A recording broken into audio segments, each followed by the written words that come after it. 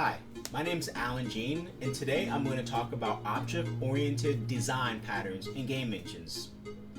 Game development is a unique field of software engineering where performance, scalability, and maintainability are critical. To achieve this, developers rely on design patterns that simplify the complexity of game designs.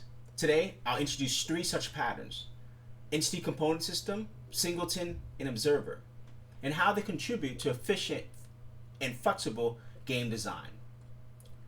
So I'll talk a little bit about each pattern and how they function in the real scenario and give you some pros and cons of each. The Entity Component System pattern is the backbone of many modern game engines. Entities represent individual objects in the game world. Components define the data associated with those objects, like position or velocity. Systems contain the logic that processes those components, like moving entities based on the velocity. This modular design improves performance and scalability, allowing developers to maintain large numbers of game objects effectively. So you can imagine a game character with position and velocity. ECS breaks this down. The character is an entity, such as entity A and B. It has a component, whether a position and velocity, and a movement system that updates the position based on velocity. Pros are that this offers a separation of the concerns, as reusability, scalability with many entities, and it has good performance as well as ease of testing. The con is that there's a steep learning curve.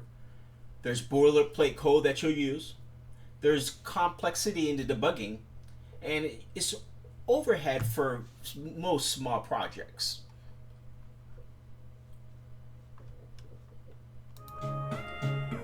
The singleton pattern ensures that only one instance of a class exists and provides a global point of access to it.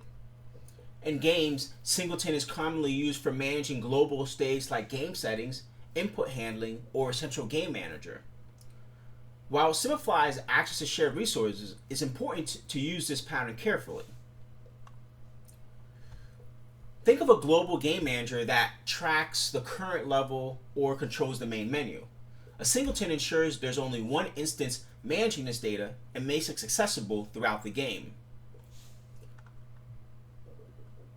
So you see here entity A and B accesses the instance of the singleton, and the singleton manages that movement system.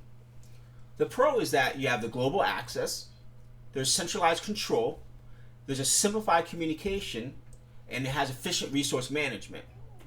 The con is that there's a scalability issue, there's testing challenges, there's a tight coupling between everything, and there's also only one single point of failure.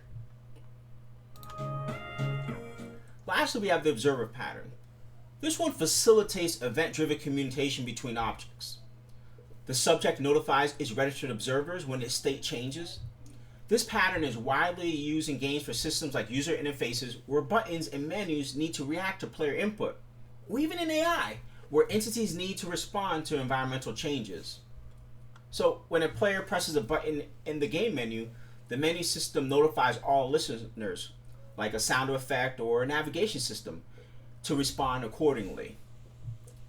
So you see you have the observer A and B linked to the subject, which is once it changed, it notifies the observer and then the observer updates. The pros are that it decouples the components, it promotes flexibility, it supports real-time updates, and is scalable. The cons is that it has complex debugging, there's a possible performance hit, there's unnecessary notifications to observers that don't want to pay attention, and also the order of updates matters. Design patterns like ECS, Singleton, and Observer are crucial for game engine development.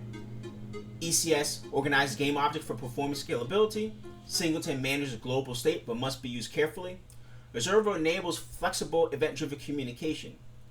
These patterns streamline development, ensuring maintainable and scalable systems for complex games. Thank you.